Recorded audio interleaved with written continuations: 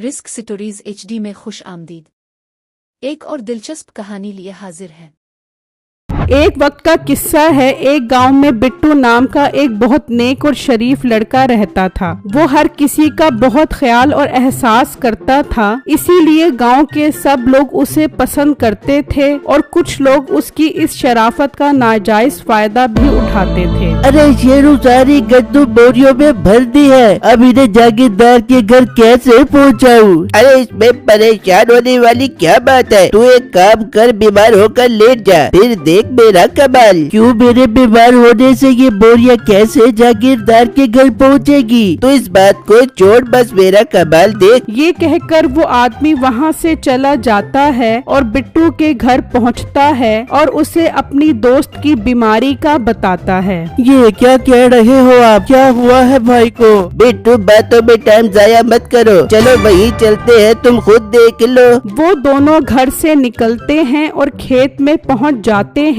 तो देखते हैं कि वो बेहोशी का नाटक कर रहा होता है। ओहो, ये भाई को क्या हो गया? ये बेहोश क्यों हो गए? बिट्टू, ये गंदम की बोरिया उठाकर जागीरदार के घर ले जा रहे थे कि अचानक ये बेहोश होकर गिर गया। बेचारा क्या करे, बोरिया भी तो पहुंचाना जरूरी है ना। भैया, बोरियों की फिक्र मत करो, वो सब मैं पहुंचा दूंगा। आप किसी डॉक्टर को लेकर आओ, तब तक मैं बोरिया जागीरदार साहब के घर पहुंचा कर आता हूँ। वो वहाँ से चला जाता है और दरख्त के पीछे छुपकर बिट्टू को बोरियां उठाता देखकर खुश हो रहा होता है। बिट्टू एक एक करके सारी बोरियां जागीरदार के घर पर रख देता है। बिट्टू ये सब करने में बहुत थक जाता है, मगर उनको तो बिट्टू पर बिल्कुल रहम नहीं आता। मालिक, सारी गंदम की बोरियां इकट्ठी हो गई हैं, क्यों ना इन्हें गांव के लोगों में तकसीम कर दिया जाए। नहीं, गांव के लोग कोई जरूरी नहीं है जो उनको पूरी पूरी बोरियां दें, सब बोरियों को आधा आधा करो, उनके घर पहुंचाओ।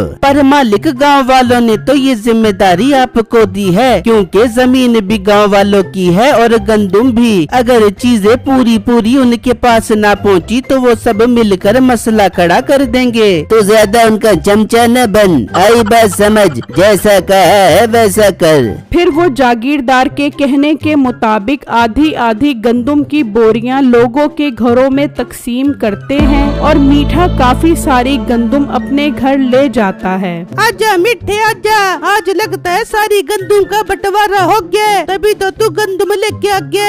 हाँ बेगम, देख मैं कितनी सारी गंदम लेकर आ गया हूँ। बहुत सारे घरों में तो मैंने गंदम दी ही नहीं, जागीरदार साहब ने भी काफी सारी गंदम अपने पास रख ली, तो मैंने सोचा मैं क्यों पीछे रहूं, इसलिए मैं भी ये गंदम अपने घर ले आया। बहुत अच्छा किया मीठे तूने, अब पूरा महीना कुट कुट के गंदम के पराठे बड़ा बड़ा के खाएंगे। वहाँ जिन लोगों को गंदम नहीं मिली होती वो बहुत परेशान होते हैं और जागीरदार के पास पहुँच जाते हैं। जागीरदार साहब, ये अपने गंदम की कैसी तकसीम की है? हम दोनों के घर गंदम तो आई ही नहीं, ये आप सही काम नहीं कर रहे। ज्यादा ऊंची आवाज में बात करने की जरूरत नहीं है, इस बार गंदम की फसल सही उगी ही नहीं, इसीलिए तो काफी सारे घरों में गंदम जा ही नहीं सकी। झूठ बोल रहे हो आप, हमने खुद देखा था, फसल तो गंदम से लहलहा रही थी। ये आप ही की कोई बेईमानी है, मैं गांव वालों से बात करूंगा।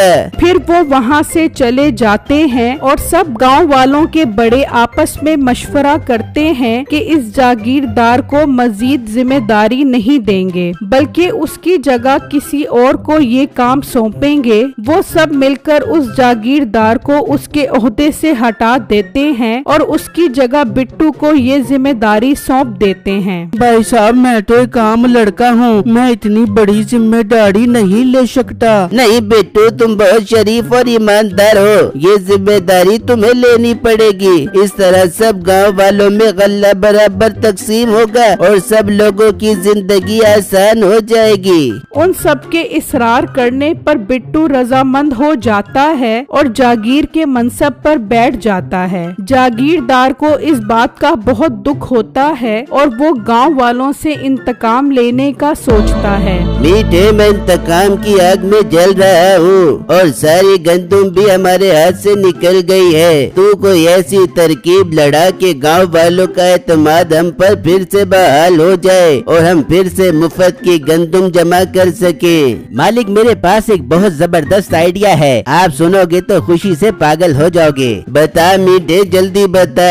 मालिक, गांव के लोग उस मोटे बिट्टू पर बहुत एतबार कर रहे हैं ना, उनका एतबार ही तोड़ देते हैं। इस बार गंदुम में मिलावट कर देते हैं, फिर वो मोटा बिट्टू उनके दिल से उतर जाएगा और गांव वाले वापस आपको सरपंच बना देंगे। वाह मीठे, क्या कमाल की तरकीब लड़ाई है तूने। तैयारी करो गंदुम में मिक्सिंग करने की। फिर जब कुछ दिन गुजर जाते हैं और गंदुम तैयार हो जाती है तो मुलाजिम उसे बिट्टू के पास पहुंचा देते हैं और बिट्टू बहुत खुश होता है कि वो सबके घर पूरी पूरी गंदुम पहुंचाएगा। इसी इंतजार में रात हो जाती है और बिट्टू सो जाता है तो मीठा और दूसरा मुलाजिम आते हैं और वहाँ पड़ी सारी गंदुम में मिलावट कर देते हैं और वहाँ से चले जाते हैं। फिर जब अगला दिन निकलता है तो मुलाजिम बोरियां लेकर निकल जाते हैं। आज बिट्टू को बहुत खुशी होती है कि उसने अपना फर्ज ठीक तरीके से अदा कर दिया है। फिर जब शाम होती है तो गांव का वही आदमी बिट्टू के पास आता है। बिट्टू, हमें तुमसे ये उम्मीद नहीं थी कि तुम भी हमारे साथ ऐसा करोगे। क्या हुआ भाई, मैंने ऐसा क्या कर दिया जो आप इतना गुस्सा कर रहे हो? ज्यादा मासूम मत बनो, तुम चलो मेरे साथ, तुम्हें गांव वाले बुला रहे हैं। बिट्टू को कुछ भी समझ नहीं आ रही होती कि आखिर ये क्या माजरा है। वो उसके साथ चला जाता है तो सब गांव वाले उसको बहुत लान तान करते हैं। आप लोग मुझे इतना बुरा भला क्यों कह रहे हो?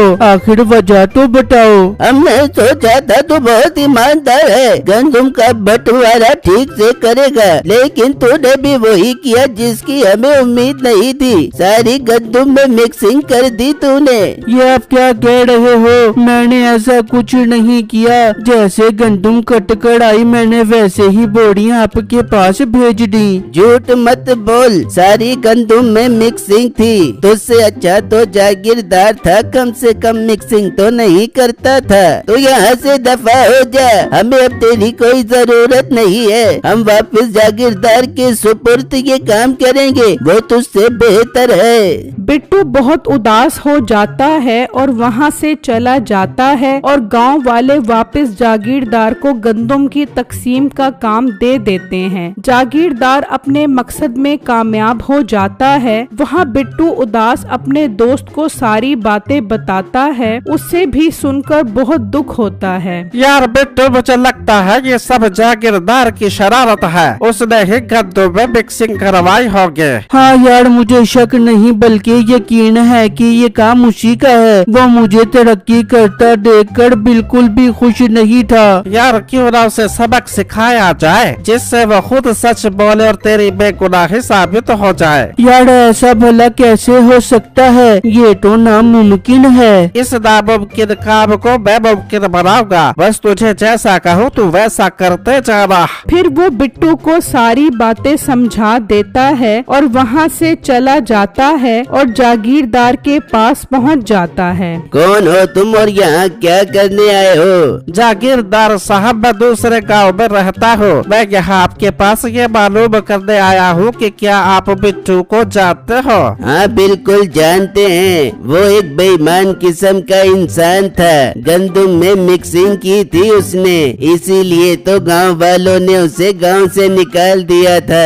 ओहो, फिर तो उसने खुदकुशी करके बहुत अच्छा किया। क्या उसने खुदकुशी कर ली? हाँ, उसने खुदकुशी कर ली है और हमने उसे अपने ही गांव में दफना दिया है। ये कहकर वो वहाँ से चला जाता है तो जागीरदार कहता है, मीठे, क्या वाकई ये सच बोल रहा है? तू एक काम कर, जाकर देख बिट्टू मरा भी है कि नहीं। मीठा निकलता है और उसकी बताई हुई जगह पर पहुंचता है तो देखता है वहाँ बिट्टू की कब्र होती है। उसे यकीन हो जाता है कि बिट्टू मर गया है। वो वापस आकर जागीरदार को बताता है तो वो बहुत खुश हो जाता है। अरे वाह, अपने रास्ते का कांटा तो अब हमेशा के लिए हट गया है। अब तो हम सुकून से चौधरी बनकर इस गांव में रहेंगे। वहाँ बिट्टू का दोस्त उसे बताता है कि उसने जागीरदार को यकीन दिला दिया है कि बिट्टू मर चुका है, अब वो भूत बनने की तैयारी करे। फिर जब रात होती है तो वो सब बैठे होते हैं कि अचानक वहाँ बिट्टू आ जाता है। उसे देखकर वो डर जाते हैं। अरे बिट्टू, तुम तो मर गए थे, फिर तुम वापस कैसे आ गए? मैं तुमसे इंतकाम लेने आया हूँ। तुम्हारी वजह से गांव वालों का मुझ पर से एतबार उठ गया। तुमने गंदुम में मिक्सिंग की और इल्जाम मुझ पर लगा दिया। बिट्टू, कसम उठवा लो, ये मशवरा जागीरदार का था। मुझे तुम कुछ मत कहना, इसे पकड़ो और इससे इंतकाम लो।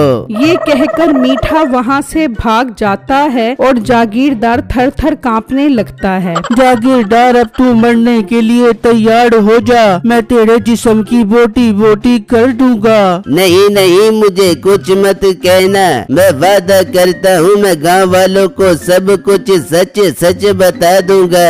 फिर अगला दिन होता है तो जागीरदार गांव वालों को सब कुछ सच सच बता देता है, जिससे सुनकर सबको बहुत गुस्सा आता है और तभी बिट्टू भी वहाँ आ जाता है। ये क्या, तुम तो मर गए थे, फिर तुम दिन में वापस कैसे आ गए? क्योंकि मैं मरा नहीं हूँ, बल्कि मैंने अपने दोस्त के साथ मिलकर तुम्हें बेवकूफ बनाया है ताकि तुम गांव वालों को सब कुछ सच सच बता दो। अब तो जागीरदार बुरी तरह फंस चुका होता है। फिर वो बिट्टू को वापस गंदुम की तकसीम पर लगा देते हैं और जागीरदार और मीठे को अच्छी सजा मिल जाती है।